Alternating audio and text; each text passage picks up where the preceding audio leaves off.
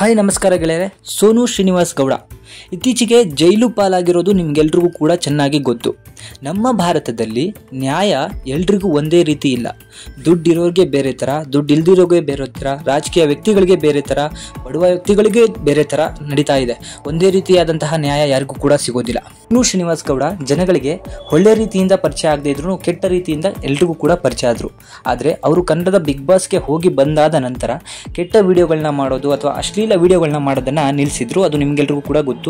ಯೂಟ್ಯೂಬಲ್ಲಿ ಪ್ರತಿನಿತ್ಯ ದಿನಚರಿಗಳನ್ನ ಹೇಳಿಕೊಂಡು ಜನಗಳ ಅಭಿಮಾನನ ಗಳಿಸ್ಕೊಂಡು ಒಂದು ಸಣ್ಣ ರೀತಿಯಲ್ಲಿ ದುಡ್ಡನ್ನು ಕೂಡ ಮಾಡ್ತಾ ಇದ್ರು.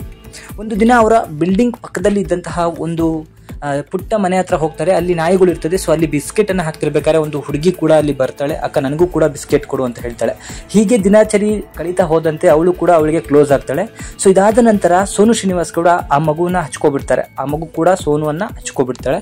ಸೊ ಇದಾದ ನಂತರ ಅವರಿಬ್ರು ಕೂಡ ಒಬ್ರು ಮನೆಗೆ ಹೋಗಿ ಬರೋದು ಎಲ್ಲ ನಡೀತಾ ಇರ್ತದೆ. ಅದರಿಂದಾಗಿ ಸೋನುಗೆ ಅವಳನ್ನ ಬಿಟ್ಟಿರೋಕ್ಕಾಗದ ಕಾರಣ ನಾನು ಇವಳನ್ನ ದತ್ತು ತಗೊಳ್ತೀನಿ ಅಂತ ಹೇಳಿ ಹಲವಾರು ವಿಡಿಯೋದಲ್ಲಿ ಹೇಳಿದ್ರು. ಅದರ ನಂತರ ಒಂದು ವಿಡಿಯೋದಲ್ಲಿ ಕ್ಲಾರಿಟಿಯನ್ನು ಕೊಟ್ಟಿದ್ದು, ಇದು ಪ್ರೋಸೆಸಿಂಗ್ ಅಲ್ಲಿ ಇದೆ ಅಂತ ಹೇಳಿ. ಸೊ ಇಷ್ಟೆಲ್ಲ ಹೇಳಿದ್ರು ಕೂಡ ಇದಕ್ಕೆ ಸಂಬಂಧಿಸಿದ ಒಂದು ಸಂಸ್ಥೆ ಹೋಗಿ, ಸರ್ಕಾರಿ ಸಂಸ್ಥೆ ಹೋಗಿ ಸೋನುವಿನ ಬ್ಯಾಕ್ಗ್ರೌಂಡ್ ಚೆಕ್ ಮಾಡಿಕೊಂಡು ಅವಳು ಯಾವುದೇ ರೀತಿಯಾದಂತಹ ದತ್ತುವನ್ನು ತಗೊಂಡಿಲ್ಲ ಅಂತ ಹೇಳಿ ಸ್ವತಃ ತಾವೇ ಒಂದು ಕಂಪ್ಲೇಂಟ್ ಅನ್ನ ಕೊಟ್ಟು ಅವಳನ್ನ ಜೈಲಿಗೆ ಹಾಕಿಸುವಂತಹ ಕೆಲಸವನ್ನ ಮಾಡಿದ್ದಾರೆ. ಇದು ಒಂದು ಸೈಡಲ್ಲಿ ಇಡೋಣ. ಒಂದು ಹುಡುಗಿನ ರಕ್ಷಿಸಕ್ಕೆ ಹೋದಂತಹ ಇನ್ನೊಬ್ಳು ಹುಡುಗಿಗೆ ಇವತ್ತು ಜೈಲು ಶಿಕ್ಷೆ ಆಗಿದೆ. ಆದರೆ ಒಬ್ಬ ರಾಜಕೀಯ ವ್ಯಕ್ತಿ ಒಂದು ಹುಡುಗಿಯ ಪ್ರೈವೇಟ್ ಭಾಗನ ಮುಟ್ತಾನೆ. ಸೊ ಅವಳನ್ನ ರೂಮಿಗೆ ಕರ್ಕೊಂಡು ಹೋಗ್ಬಿಟ್ಟು ಮಾತಾಡಿಸಿ ಕೆಟ್ಟದಾಗಿ ಬಿಹೇವ್ ಮಾಡಿದ್ದಾನೆ ಅಂತ ಹೇಳಿ ಅವರ ತಾಯಿ ಸ್ವತಃ ವಿಡಿಯೋನ ಮಾಡಿಕೊಂಡು ಮೀಡಿಯಾಗಳಿಗೆ ಕೊಡ್ತಾರೆ. ಸೊ ಮೀಡಿಯಾದವರು ಒಂದು 10 ನಿಮಿಷನೂ ಅದ್ರ ಬಗ್ಗೆ ತಲೆ ಕೆಡಿಸ್ಕೊಂಡಿಲ್ಲ. So just ತೋರಿಸಿದಷ್ಟೇ. ಅದು ಇವತ್ತಿನವರೆಗೂ ಕೂಡ ಎಲ್ಲೂ ಕೂಡ ಮ್ಯಾಟರ್ ಆಗಿಲ್ಲ. ಆದರೆ ಸೋನು ಶ್ರೀನಿವಾಸ್ ಗೌಡ ಒಂದು ಹುಡುಗಿನ ದತ್ತು ತಗೊಂಡು ಸಾಕ್ತೀನಿ ಅಂದಿದ್ದು ಇವತ್ತಿನವರೆಗೂ ಕೂಡ ನ್ಯೂಸ್ ಆಗ್ತಾ ಇದೆ. ನಾನು ಯಾವ ರಾಜಕೀಯ ವ್ಯಕ್ತಿ ಬಗ್ಗೆ ಮಾತಾಡ್ತಿದ್ದೀನಿ ನಿಮಗೆ ಗೊತ್ತು.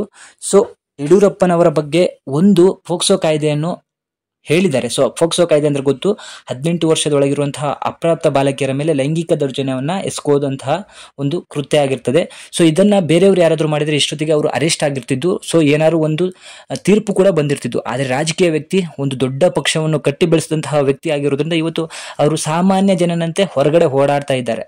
ಯಾರು ಕೂಡ ಅದ್ರ ಬಗ್ಗೆ ತಲೆ ಕೆಡಿಸ್ಕೋತಿಲ್ಲ. ಅದೇ ಒಂದು ಹುಡುಗಿ ಸೋನು ಶ್ರೀನಿವಾಸ್ ಗೌಡ ಅಂತ ಒಂದು ಹುಡುಗಿನ ಕಾಪಾಡ್ತೀನಿ, ಅವಳ ಎಜುಕೇಶನ್ ನೋಡ್ಕೊಂತೀನಿ, ಅವಳ ಜೀವನವನ್ನ ನೋಡ್ಕೊಂತೀನಿ ಅಂದಿದ್ದಕ್ಕೆ ಇವತ್ತು ಜೈಲಿನಲ್ಲಿ ಕೂತಿದ್ದಾರೆ.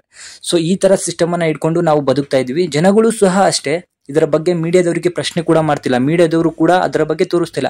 ಪೋಕ್ಸೋ ಕಾಯ್ದೆ ಅಂದ್ರೆ ಎಷ್ಟು ಸ್ಟ್ರಿಕ್ಟ್ ಆದ ಕಾಯ್ದೆ. ಆ ಕಾಯ್ದೆಯ ಮುಖಾಂತರ ಇವರಿಗೆ ಒಂದು ಶಿಕ್ಷೆ ಆಗ್ಬೇಕಿತ್ತು, FIR ಆಗ್ಬೇಕಿತ್ತು. ಬಟ್ ಹೊರಗಡೆನೆ ಅಡ್ಡಾಡ್ತಿದ್ದಾರೆ. ಇವ್ರು ಇಷ್ಟು ಹೊರಗಡೆ ಅಡ್ಡಾಡಿದ್ರೆ ಅವರ ಸಾಕ್ಷಿಗಳನ್ನ ನಾಶ ಮಾಡುವಂತಹ ಕೆಪಾಸಿಟಿ ಅವ್ರಿಗೆ ಇರ್ತದೆ. ಅದೆಲ್ರಿಗೂ ಕೂಡ ಗೊತ್ತು.